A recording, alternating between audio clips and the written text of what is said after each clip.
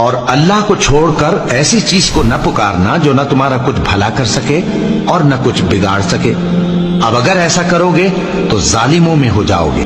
اور اگر اللہ تم کو کوئی تکلیف پہنچائے تو اس کے سوا اس کا کوئی دور کرنے والا نہیں. اور اگر تم سے بھلائی کرنی چاہے تو اس کے فضل کو کوئی روکنے والا نہیں. وہ اپنے بندوں میں سے جسے چاہتا ہے فائدہ پہنچاتا ہے اور وہ بخشنے والا ہے، مہربان.